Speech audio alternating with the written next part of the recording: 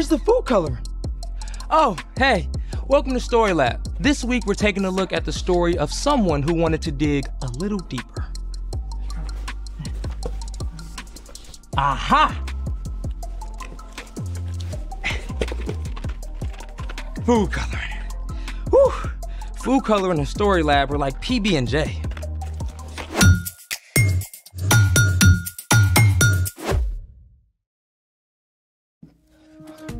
Hey, I'm Carter, and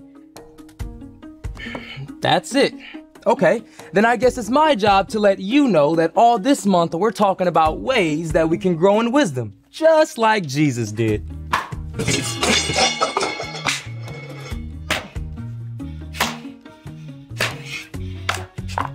And I'm Zeke. And I'm Zeke. Little late, superhero. What? You said we're taking a deep dive into the ocean today, so I'm ready. I meant deep dive into knowledge about the ocean, not actual water. Oh, so I don't need a snorkel? We're only using this much water.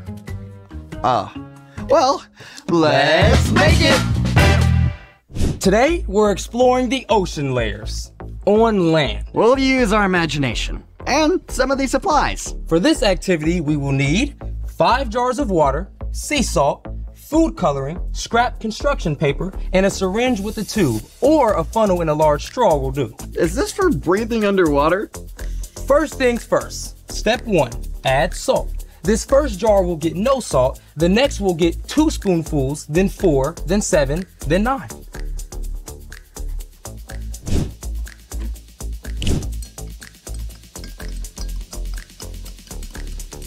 And 4. Now we move on to the next.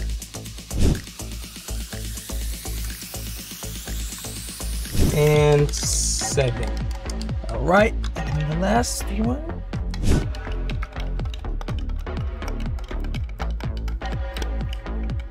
And 9. Oh, excuse me, Zeke.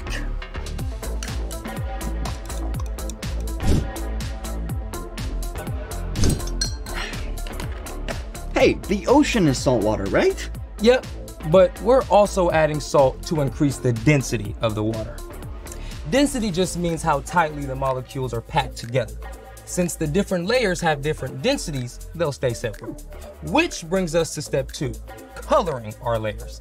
We'll put the tiniest bit of sky blue in the first jar, then blue-green 1 drop, then navy blue 1 drop, then purple 2 drops, then black 4 drops.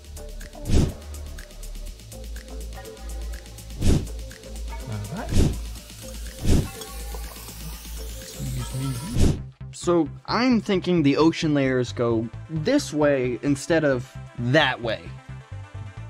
Step 3, the layers all go in here, carefully. Now, each colored salt solution represents 1 layer of the ocean. We'll start at the bottom with the darkest water, the trenches. Carter, I'm always willing to be in the trenches with you. Thanks, Zeke. Whew, it's so dark down in the trenches. Yep. 0 sunlight reaches the trenches. And the deeper that you go in the ocean, the higher the density of the water. There's so much we don't know about the deepest parts of the ocean, but we do know that sea cucumbers and starfish live there. All right. Now we're going to pour in the rest of the layers. Because each color is a different density, they should layer rather than mixing. But it's a little tricky, so we're using this tube and some paper to help.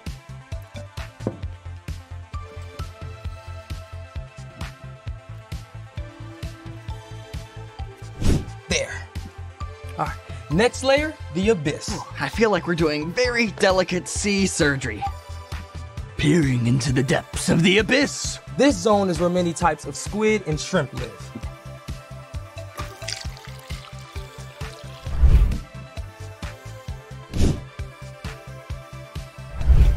It all kind of looks the same.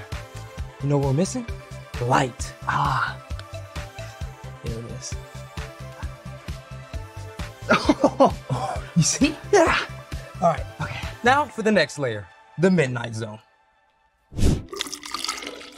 In the midnight zone, we find anglerfish and the ever-popular blobfish. That looks so cool. That's great. Okay, next. The twilight zone. We get a little more light reaching down here. Here you go.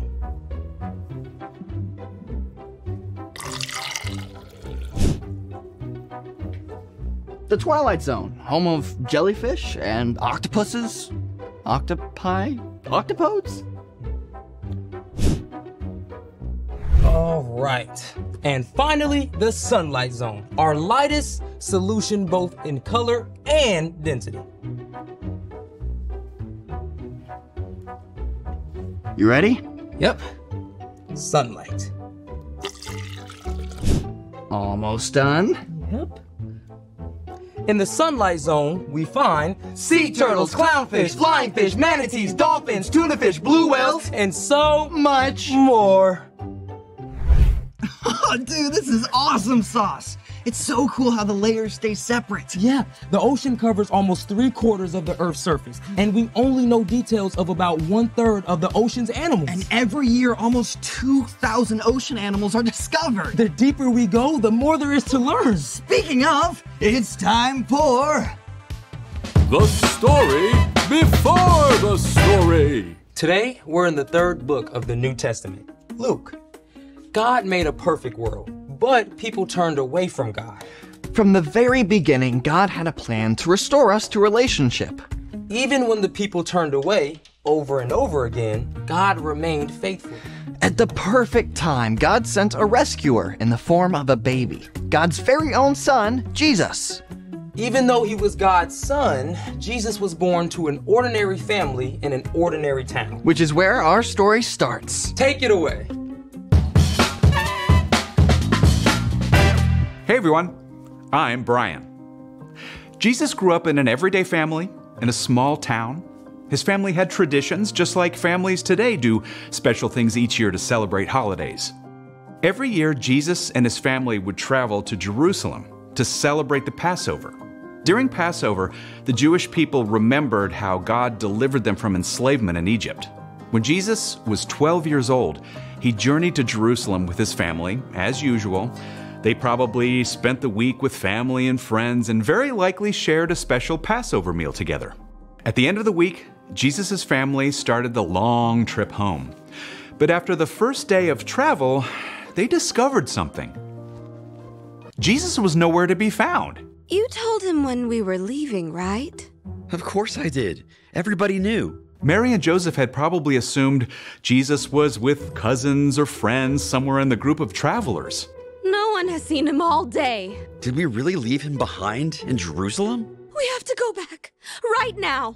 Mary and Joseph raced the whole way back to Jerusalem.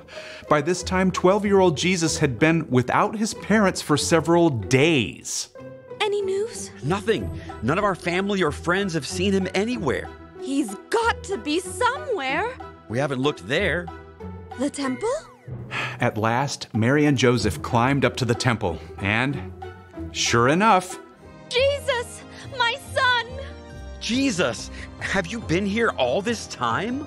This young man has been asking us questions. Pretty impressive ideas, too. We're frankly amazed by what he understands.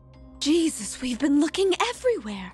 Why didn't you tell us where you were going? Why were you looking for me? Didn't you know I had to be in my father's house? It's time to go home now. Come back anytime. Jesus returned home to Nazareth with his parents and continued to obey them. As he grew up, he became wiser and stronger and more pleasing to God and to people. The end. That's crazy. Jesus was without his parents for days in a big city. What did he eat? Where did he sleep? Well, Luke does not record that part of the story. So what's our part in the story? Jesus is God's own son, and he looked for and grew in wisdom. Now, if Jesus did that, then it's definitely important for us to look for wisdom too. Wisdom is finding out what you should do and doing it. Okay, I know how to look for stuff, like my shoes. But how do we look for wisdom? Oh, well, you can think of wisdom like a buried treasure that you really have to dig for. wisdom isn't just being smart or knowing things. Wisdom is knowing what to do with what you learn. Yeah, like I can know that eating veggies will help me stay healthy, but that doesn't matter if I keep scarfing down junk food. You gotta actually eat those carrots and hummus. Great example. You can also gain wisdom from your mistakes. I put off studying for a test last week. Then I had to stay up super late to study, and I was so tired I didn't do great on the test anyway. So wisdom for you will be starting to study ahead of time for the next test. For reals. You can learn wisdom from other people too, both from wise choices that they've made and also from the times that they've failed. It could be your parents, a favorite aunt or uncle, or a small group leader. I like hanging out with my grandpa. He's also got amazing stuff to say. Back in my day. Well, most importantly, we can ask God for wisdom. In the book of James, we read, "If any of you needs wisdom, you should ask God for it. He will give it to you." So we gain wisdom by asking first. So we can know what to do. And then do it. I think you got it, wise guys. See you next time. So, here's the thing. Wisdom is worth searching for.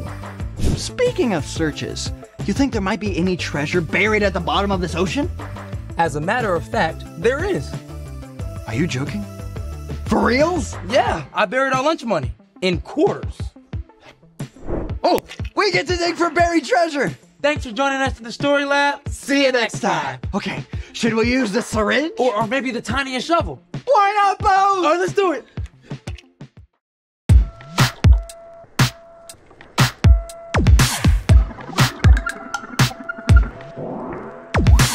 I've got so many questions.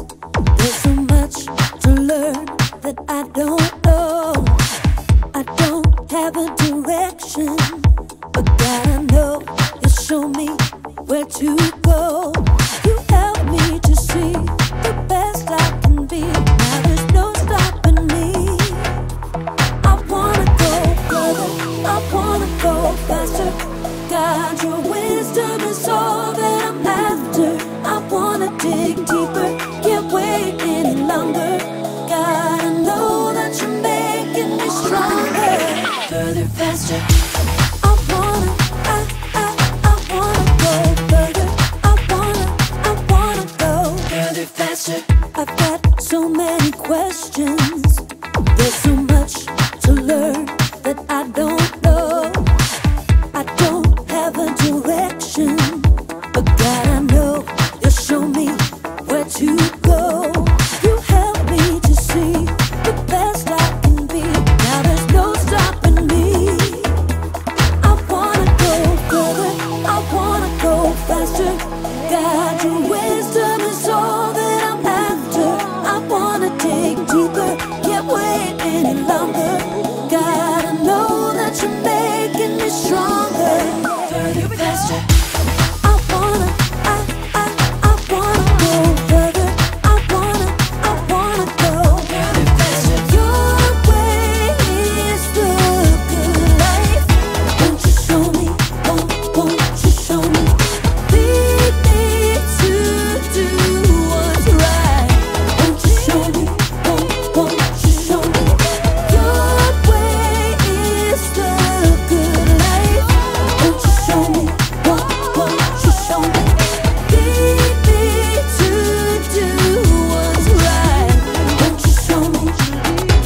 I wanna go further, I wanna go faster. God, your wisdom is all that I'm after. I wanna dig deeper, can't wait any longer. God, I know that you're making me stronger. I wanna go further, I wanna go faster. God, your wisdom is all that I'm after. I wanna dig deeper, can't wait any longer. God, I know that you're making me stronger. Further, faster. I wanna go further. I wanna go further, faster.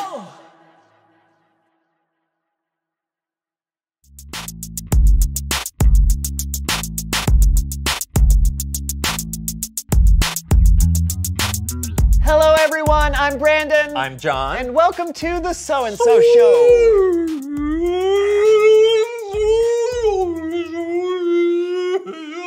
What is that? It's like a whale sound.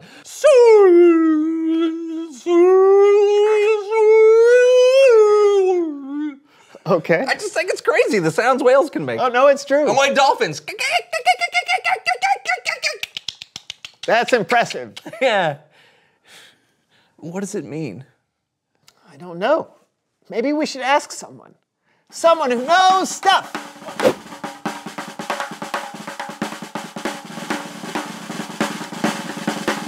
Hello. Well, hello. Come in, come in. I'll just swim on over to ya. Whoosh, whoosh, whoosh. Well, you can dock yourself right here.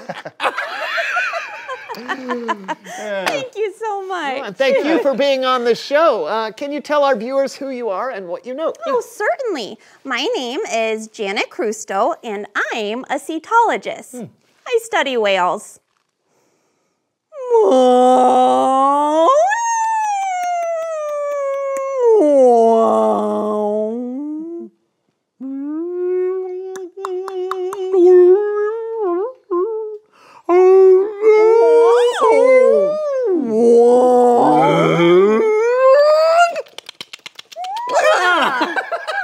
Yeah. Now, what did I just say? I have no idea. Oh. But it sounds like one of the ways certain species of whales talk. Oh, wait, whales can talk? That's what we think. Listen to this. Whoa. Those are whales? Yeah. Do you know what they're saying? No, but I want to. Sometimes whales use that clicking noise to bounce the sound off other objects to learn where they are or to help find food. We call that echolocation. Oh, so that's like sonar. Well, look at you, Mr. Smarty Pants. Oh, why, thank you. It's kind of like how bats find insects at night. Yes, but we now think whales also use clicks to talk to each other. That is so wild. I know. And how do you hear what they're saying? Like, how did you make this recording? With something called a hydrophone. It's basically a fancy name for an underwater microphone. We can record all sorts of whale sounds underwater, clicks and songs. Oh, songs? Oh, a music fan, are ya? Yeah. Well, listen to this.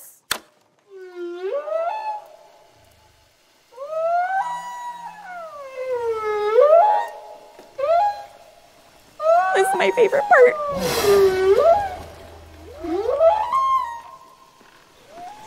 I could listen to this all day. But I won't.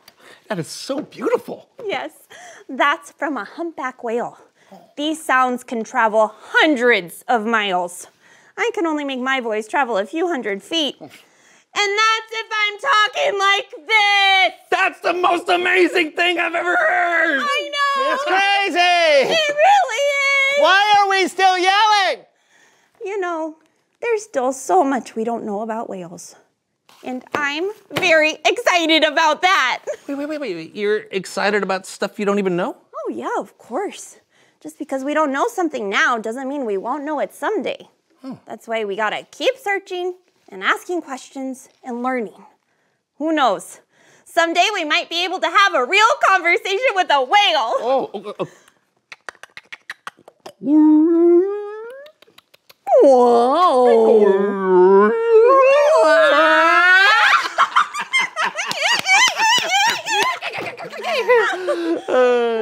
You have no idea what you just said, do you? No. Okay. Thanks for coming on the show today, Janet. Oh, you betcha, anytime. That was awesome. That was awesome. Okay, but now,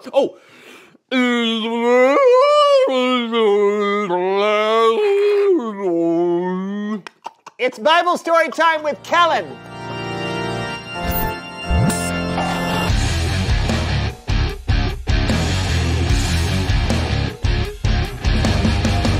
Hey, Kellen, how's it going? Pretty good, pretty good. You got a story for us today? Do I love a cheese omelet for breakfast with a side of fresh fruit?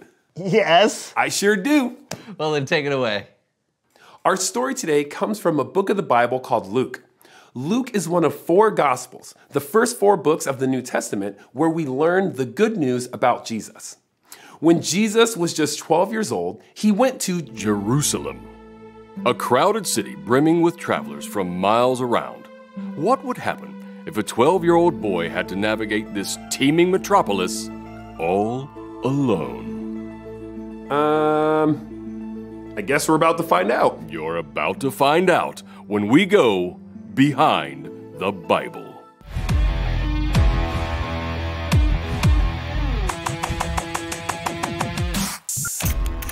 Every year, Jesus' family traveled to Jerusalem to celebrate the Passover feast, an annual celebration where Jewish people from all over the world remember how God freed their people from slavery long ago. But this year's feast would not turn out the way they expected.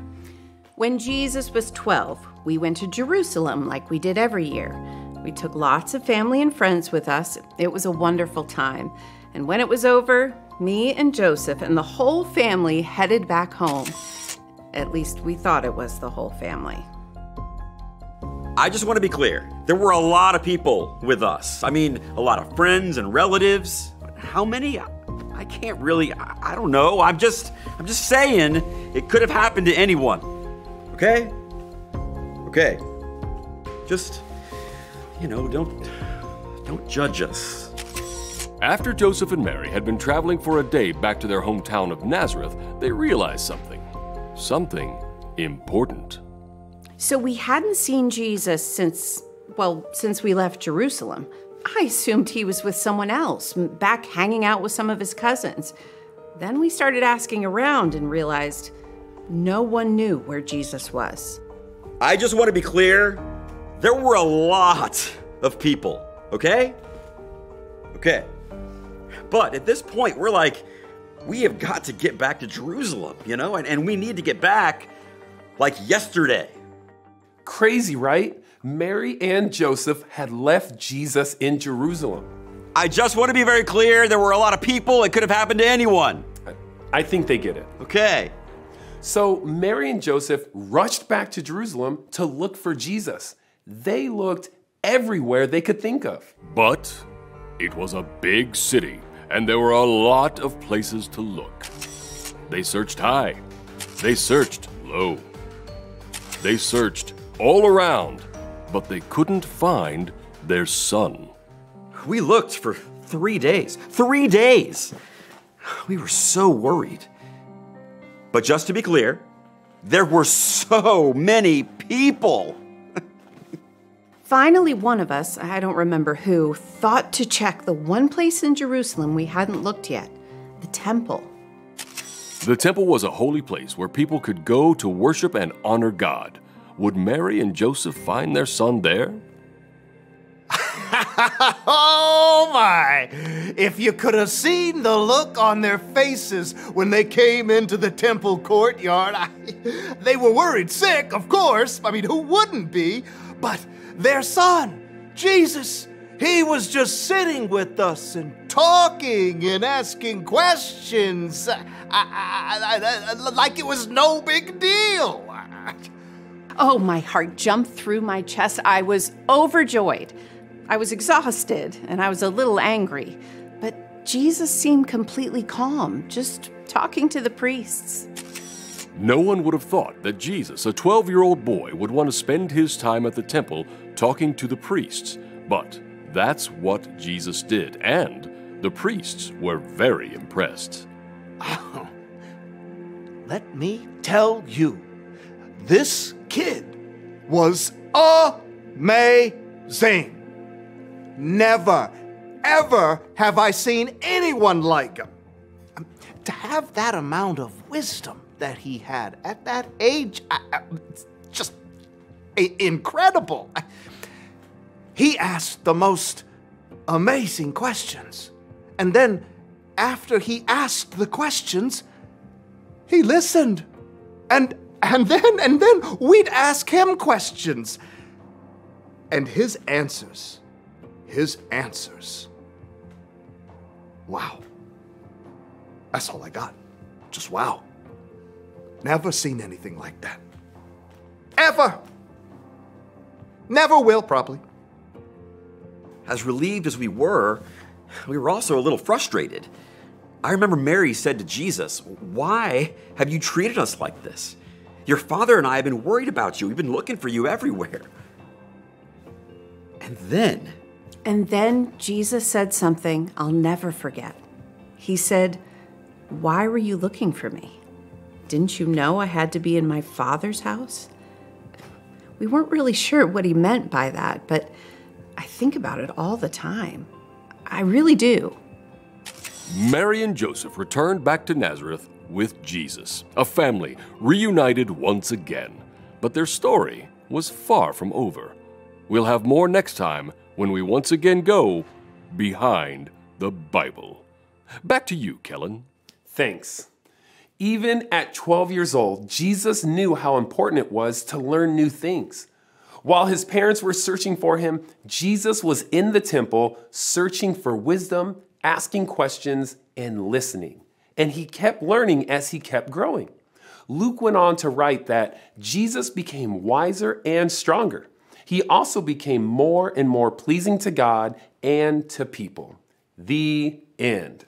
Great story. It's fun to see what Jesus was like when he was younger. Yeah, sometimes we forget that Jesus was a kid.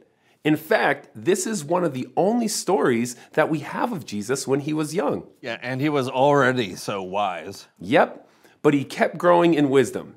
Jesus was a great example for us. We can grow wiser like he did when we choose to listen and ask questions. There's always more out there to learn. Absolutely. Thanks, Kellen. Hey, my pleasure. I'll see you fellas next time. You know, one time I got separated from my parents at a shoe store. Oh. Yeah, but the only wisdom I got was that the manager doesn't really like it when you climb on top of the shoe shelves. You did what? I was trying to see my parents, Brandon. Oh, yeah. And then I fell into a big vat of old socks. Uh-huh. Reveal the question. What does it mean to be wise? I think listening is a big part of it. Right, and being curious about things you don't know, like Janet with whales. Yeah, we know Jesus was wise and kept growing in wisdom. So if we want to know what it means to be wise, we can just read about the things Jesus said and did in the Bible. Yeah, and then follow his example. Yeah, exactly. So what do you think? What does it mean to be wise? Yeah, talk about it together, and we'll see you next time on The So and So Show.